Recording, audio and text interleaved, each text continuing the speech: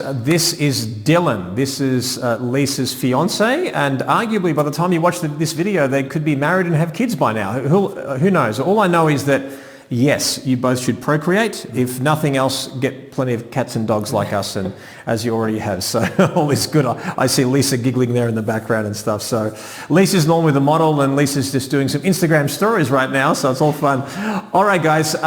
So here's what we're going to have. Now, we've got a very handsome groom, but usually, and I haven't even told Dylan to do this, he is pretty much acting like most grooms in front of a camera in terms of the body language. Do you see how his hands are above his crotch?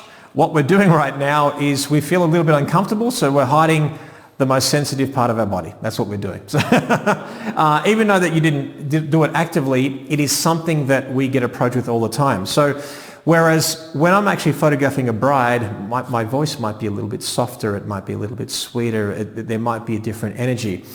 If you overpose a guy, he's going to feel a little bit awkward. And you'll find that the way I even greet the groom will be a little bit different than the bride. So I might look at the bride and say, oh my God, you look gorgeous. I love your hair, your shoes. It'll be a believable compliment with the bride, and certainly it'll be the same with the groom. So if I was to walk up to Dylan and say, hey man, you look really sharp, give him a bit of a masculine, slap on the shoulder and stuff like that. It sort of disarms him a little bit. Look, you see, guys want to look and feel cool. Girls traditionally want to look and feel beautiful. So now, it's important that we actually tell the bride and the groom independently of why we're doing what we're doing. As in, hey man, just to let you know, I'm going to get you to mirror me today. So if I bring my chin up, you do the same. Perfect, nice and easy. Perfect. Okay, so now he knows the mirroring thing. That's going to be an easy one. And always tell them what you're doing and why you're doing it. So if I say to you, again, you got a great bod, let's just face it, he works out, all right, so all is good. But any guy, see, guys usually have three issues with their bodies. Usually it's a gut, usually it's double chin, bald head. He's totally fine, but it doesn't mean that he wants to look bigger than he actually is. Maybe his arms and muscles and shoulders, but we've got to be careful. See, if curves define the female form, what I believe defines the male form are the chest and the shoulders. It's the strength. In other words, you build a palace for a queen, it's going to be beautiful and soft and round and things like that. You build a palace for a king, it's going to be strong and straight. So it's a different sensibility. I'm not saying there's no exceptions to the rule. Of course there is. There's going to be different genders that have sort of non-traditional energies that are not associated with that gender. Fine, we understand that, but we're trying to look at the common denominators that will suit most people. And that's what we're doing right now. So when it comes to a guy, we need to know that. All right, so now that you know the mirroring thing, I'll actually say to you, I'll often get you to lean your body forward. And when that happens is your chest and shoulders look bigger, your waist looks smaller. Would you like that? Sure. Of course. He's not going to basically say no to that. Also, I'm always going to get you to basically bend, put your feet together, and then just put all your weight on your back leg. Right? So, and that's the opposite, which is great, which you're mirroring me right now. Why we do that, guys, is if we do it overtly, it's going to look feminine. We don't want that. So, for example, if we're looking at this camera, I'm not going to do the female pose with a guy. It's not going to happen. But what I do is, if I'm facing the camera, so let's face the camera together. So if we're facing the camera, now I want you to mirror what I'm doing, so we're going to turn this way. Now, all I want you to do, so if you're looking at me here now, you see my feet. So we never want the feet to be pigeon-toed for a girl or a guy. That's going to look weird. Usually most people will stand a bit of a sort of a fan, almost like a bit of a triangle with their feet. So what I want you to do now is just, so relax a bit. So just shake the legs out, and then you're just putting all your weight in your back leg. Yep, perfect, good. Now, why do I do that? And now, I'll tell you in a second, I want you to just lean your shoulders forward. For the sake of the argument, your hands in your trouser pockets all the way, so right in. So you're going to lean a bit forward and then turn your upper body this way. So let me go to the back of the camera now. Let's have a look here. Perfect. Okay, so what do we have now with the groom? Well, what we've got now is we've got a bit of a V. So we often talk about brides and curves. We've talked about the S-curve, right? The beautiful S-curve. The more curves we see, the more beautiful and more curvaceous a girl would look. With a guy, I often refer to the letter, if you want a bit of a metaphor for the way we want to pose him, it's either a V or a C. We'll talk about the V for the moment. So if you look at his body, he's putting one leg in front of the other. I think that's important. Me personally, what I personally like, I'm not saying this is a rule or you can't break it, what I personally like is I love the fact that his shoulders are turned towards me, one knee's over the other, and basically his chest, because it's turned a bit more towards me, not completely front on, we're actually creating a wider shoulder, and then it cuts in a little bit. Therefore, because you need peaks and valleys, because his shoulders are quite wide and his legs go in, it's basically emphasized because you've got something to compare it to. No different than photographing, let's say, a landscape, and you find a little human being right near the landscape of the mountain, then you see scale. Now scale, his shoulders look wider because his legs narrow in. Now let's go back to standing completely front on with your hands in your pockets. So hands in your pockets. Do you sort of see how that is not the way you pose a guy? He's just basically, it almost looks like he's ready to be shot in the firing squad. Perhaps a bit casually there with his hands in his pockets. It just doesn't work. Personally, I very rarely like to shoot a guy with a gap between his legs. I always want one foot in front of the other. Now, the only time that I actually think that's okay, as in photographing a gap between the legs, is actually doing this. See how there's a little bit of a gap there, but it's crossed over. That actually works really well. So I think for me, shooting front on and crossing those legs, now I still get the V because I start wider with his shoulders and it comes basically in, and now I've got something to compare it to. So this is probably one of the only exceptions where I'm happy to shoot front on, or if the bride is actually posing with him, she breaks the monotony of just that straight groom and then the legs parted. It just doesn't feel right. So for me, that's what I would do. But let's just unravel the legs a little bit. So what we'll do now again, so hands in the pockets just again for the sake of the argument, we'll come to hands in a moment. We're going to just turn pretend like you're on a turntable and you're turning this way. Good, stop there. Now guys, that's another really important point. I did this sort of under my breath with Lisa, but whether I'm photographing a guy or a girl or a couple, I always tell them, pretend you're on a turntable and turn this way. I could say turn to your right, turn to your left, and sometimes I do that, but who's right and who's left, and sometimes you're just not focusing, and sometimes I do it deliberately. So if I tell a bride turn left and she does this, your other left, and she's like, oh my gosh, and then all of a sudden she giggles and you got the shot. So either way, left or right will work, and your backup plan is no, your other left or right, and you're fine. But pretending your couple or your subject is on a turntable and twisting them this way, there's no way they're going to turn their body that way. They will turn this way. Or I'll pick something in the environment and I'll say, like, let's say if there was a bridge over there, hey, turn your body towards the bridge. There's no mistaking it because there's no bridge on this side. So, all right. So now you've turned your body, okay? You're on a bit of an angle. Bring your feet a touch closer together. Now what I want you to do, put all the weight on your back leg and just bend that front knee. Good. So now hang your body forward. Good. And then turn your shoulders a bit more towards me and then hang your body more forward. Good. Now guys, that for me, now turn your left toe a touch towards me. That's it. And then bring it in a little bit. Good. Perfect. So for me, that is the foundation of the male pose. Now you might say, well, wait a second, Jerry, this isn't right. He's slouching. Well, yeah, he is slouching. I think a good foundation for a groom's pose is a glorified slouch, because if we point the toe towards the camera, slide the heel back in, bend the knee, shift the hip back, shoulders back, lean forward, that doesn't work for a guy. That just looks feminine. But I want a bit of an angle, potentially.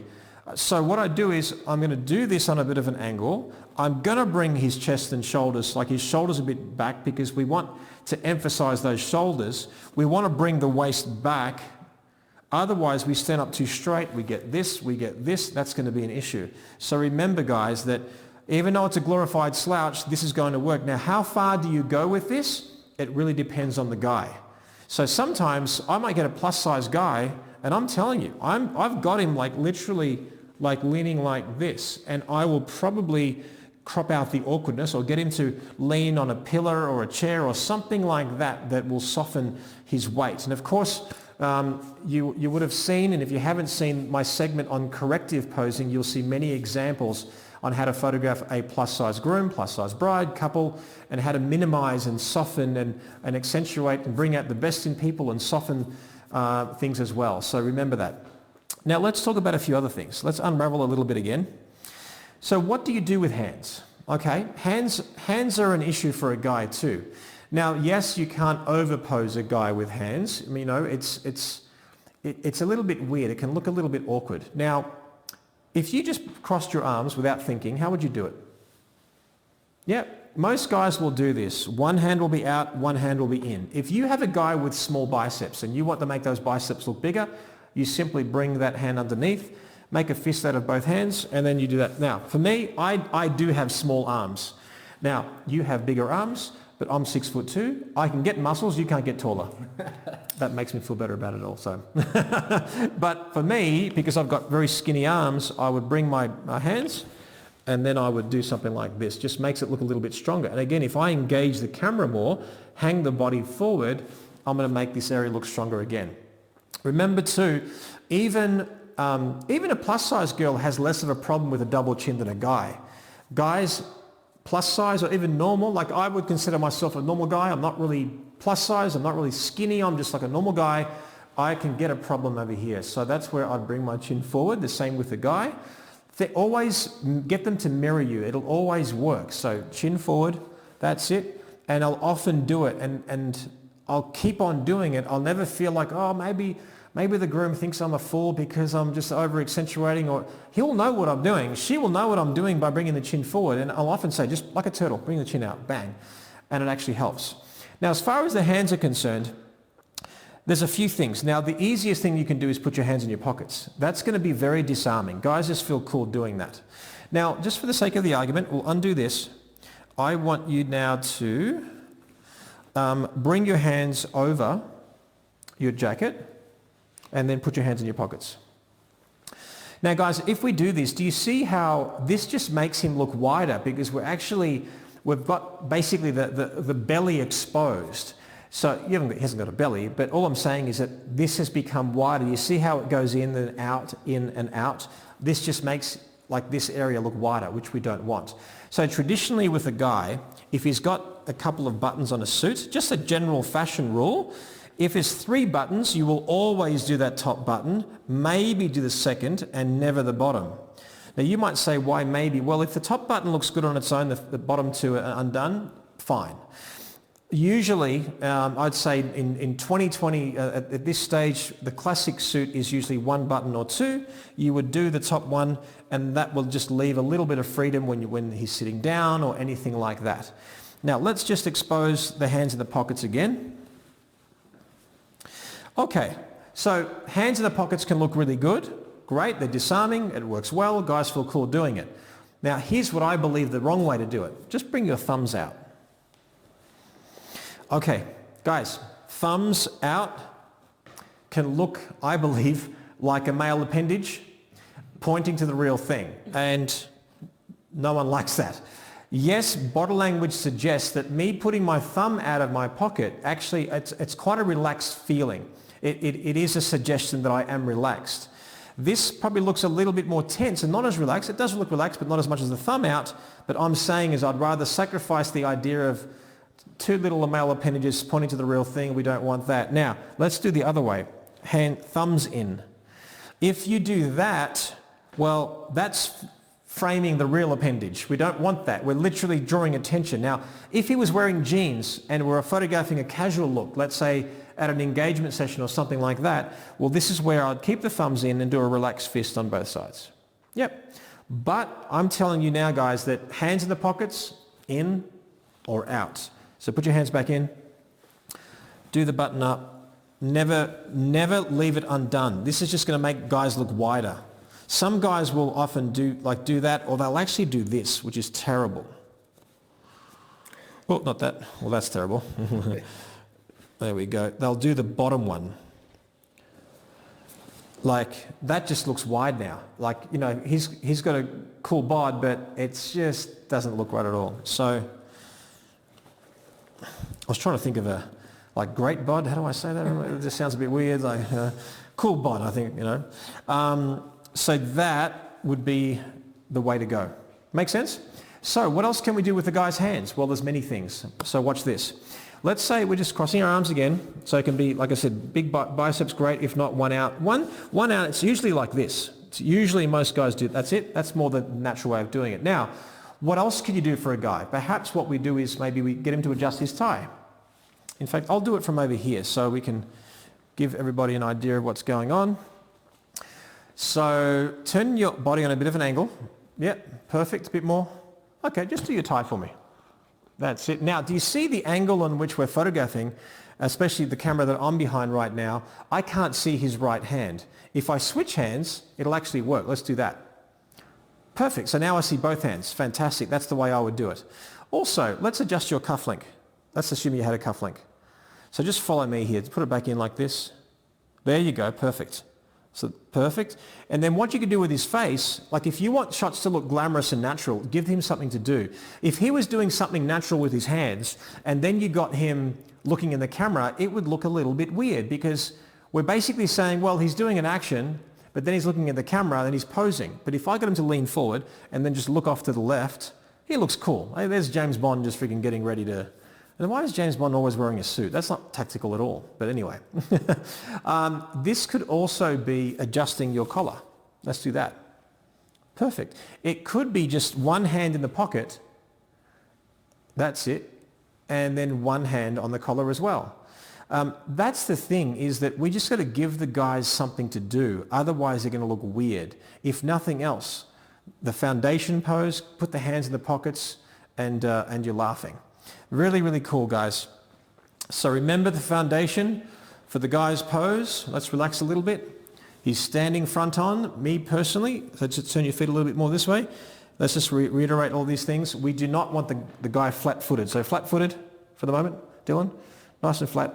And turn your shoulders right there. Move your feet as well. That's it. We don't want this. Okay? We want to just relax a little bit. If we shoot a guy front on, a common denominator that I've been using for many, many years, again, is just bring that foot over.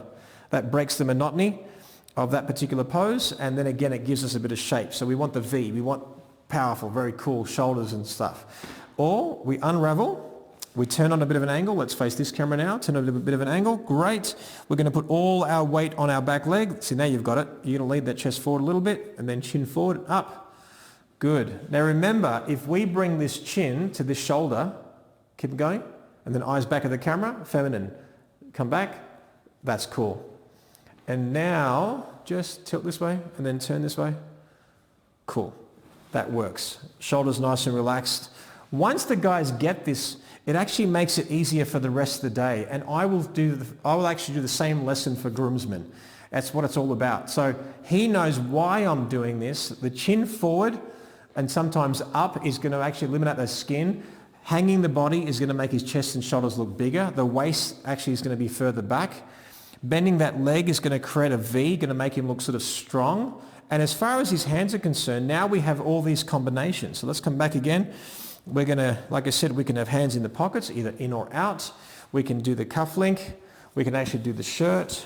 We can actually put one hand in, one hand out. Of course, we can basically switch. We can put hands in the pockets. We can adjust the collar. We can look away. We can look down. There are many, many things. So just think about all this stuff and don't be intimidated by it, because the guy, any guy for that matter, wants to be posed well as well. They want to look good. And my suggestion is you've got to be a little bit shorter, a little bit sharper with your words. Don't over-pose, don't over-embellish and everything like that and soften that voice. And sometimes I might do it just to make the groom laugh, but you've got to make it a little bit quick and a little bit sharper. And if I sacrifice perfection to make him comfortable, that's okay. I usually find with the groom that I'll pose him, he'll do well, I can get some cool shots, but when he truly relaxes, when he sees his beautiful bride walking down the aisle, the ceremony's over, and then now we can have some fun, and he's loosened up, and we've given him enough lessons at the groom's coverage to have some fun. So remember, it's not always about the bride. Without the groom, the bride doesn't exist.